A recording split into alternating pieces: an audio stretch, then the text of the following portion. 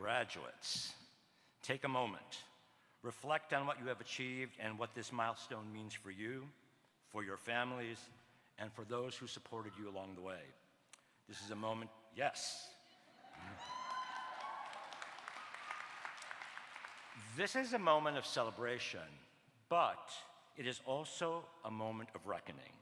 Public health in this country is facing one of its most challenging periods in recent history.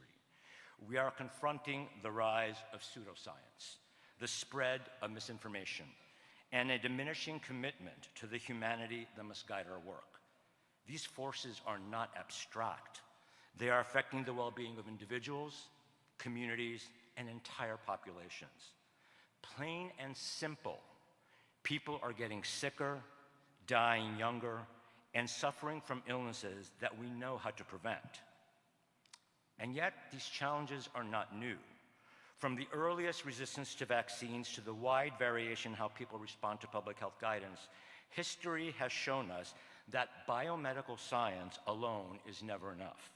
The same dynamics that fuel infectious disease also shape chronic disease. What we see with viruses, we also see with heart disease, obesity, addiction, and mental health.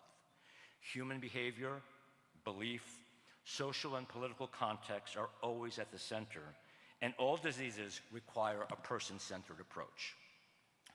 Our approaches can no longer simply focus on data analytics or on policies made by people out of touch with those who are impacting suffering. Human behavior, belief, and context are always at the center. In my last book, I argue that one of our great failures have not been scientific, but human. We have made extraordinary advances in biology and medicine, but we have not kept pace in understanding people, their fears, their emotions, their beliefs, and the social realities that shape how they act. Pandemics are not driven by pathogens alone. They are driven by people. As a proud child of Greek immigrants, I often return to the wisdom of those who came long before us. Hippocrates, the father of Western medicine, who is from the island where my parents were born, reminded us that diseases are not from the gods, but from the foolishness of men. And Pericles, the great Athenian statesman, taught us that those who do not contribute to the common good diminish the whole of society. These ideas still hold, and they speak directly to why human beings must be at the center of our public health efforts.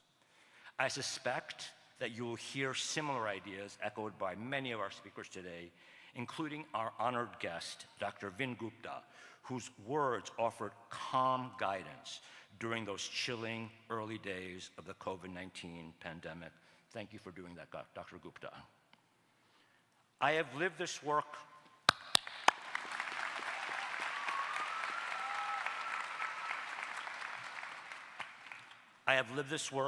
not just studied it.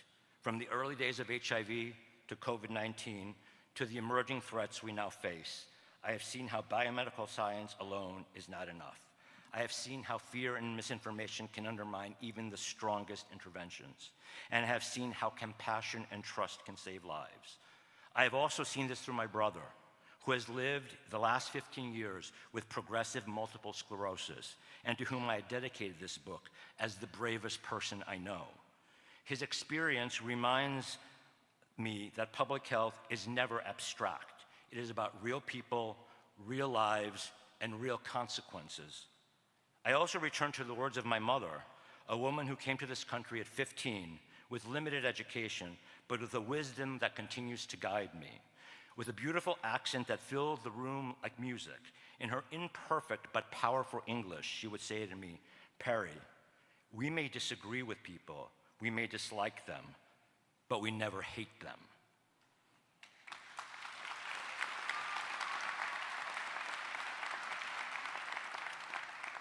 These words have stayed with me.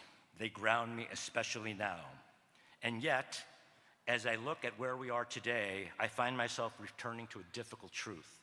We are living through a moment in history where hate too often speaks louder than compassion, where bullies too often mistake cruelty for strength.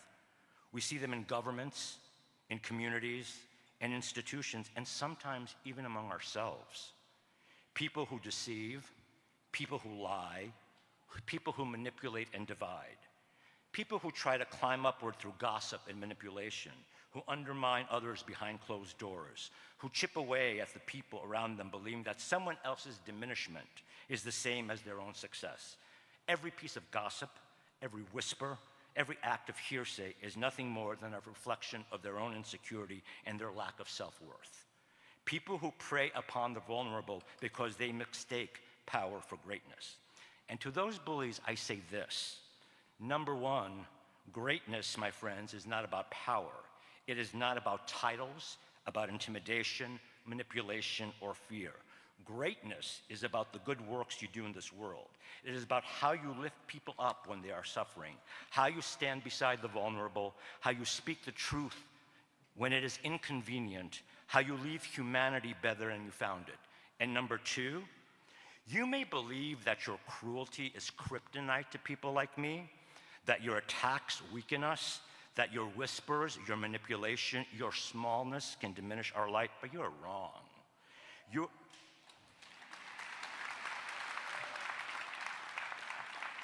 You are not our kryptonite, you are my yellow sun.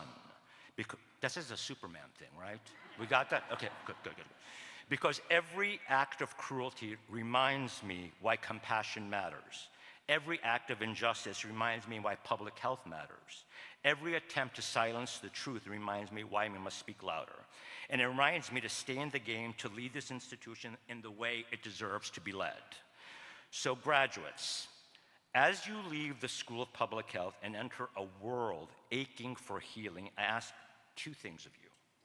First, never lose your humanity. Understand that hatred is often born from fear, emptiness, and wounds left unattended. Meet the world with empathy, even when the empathy feels difficult. But second, and just as important, do not confuse empathy with surrender. Stand up and call out cruelty. Defend those who have no power. Fight for science. Fight for the health and dignity of every human being. And when the world tells you to grow smaller, quieter, safer, I ask you to instead to grow louder, braver, more compassionate,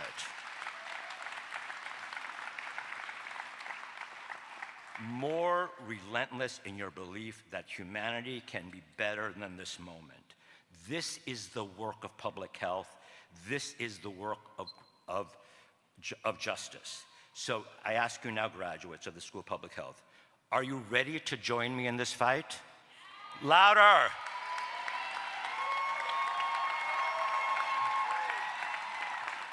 Great, because if you're with me, then together we can carry on. Congratulations, graduates.